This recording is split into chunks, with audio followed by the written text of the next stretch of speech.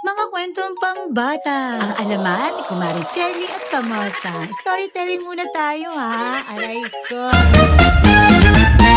Hello mga kamosa! For today's ganap nga ni ay wali. Same routine pa din. Gayak ng maaga, susunduin si Kumari Shirley, mamimili ng kaunti, kakain, tapos magbukas ng 39ers. Oo, goy, unha, aray ko. Ay wala pa nga ning maiichismis ang inyong kamosang ha. Okay lang ga, aray ko. Ay siya, makinig at kukwentuhan ko muna kayo. Ang alamat ni Kumaring Shirley at Kamosang Bao.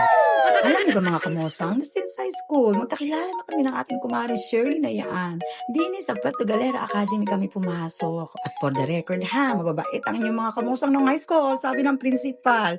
Pagtulog nga laan, aray ko. Pero may twist mga kamosang ha, di ka naman talaga tropa yun high school. Kung bagay, magkaiba kami ng grupo. Siya sa Munyako, ako naman sa Krawak CJ. Hala ka, aratin mo yung mga grupo. Oo, gayon ha. Ay usong-uso yan kaya may pangalan ng grupo sa PGA noon ha. Piling sikat ka na pagkagayon. Oo ha, aray ko. Ay, speaking of sikat, big shoutout muna kay Chupi Ilagan and Tita Ita. Hello po.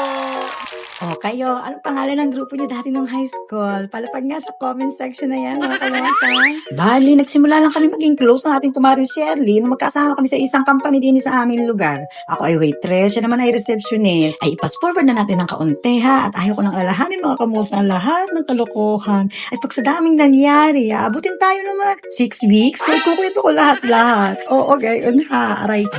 Maraming nang nangyari, maraming natutunan, ay marami ding aral sa buhay during and after na pagtatrabaho namin na yan. Sample, pinakamalupit dyan talaga, hindi lahat na nakangiti sa'yo ay kaibigan mo at concern sa iyo ha. Tandaan, laging may laglagan finale. Oo, gayon ha, aray ko. So, ayun nga mga kamosang, sa awa naman ng Diyos, aray kami at pagkasama pa rin ang ating Kumari Shirley, sabay na hinaharap ang hamon ng buhay, mahirap pero kinakaya para sa mga mahal natin sa buhay. Sabi nga, I work hard but most importantly, pray harder. Naniniwala kasi kami na basta huwag kang makakalimot sa Diyos, makapagtagumpayan mo lahat sa buhay.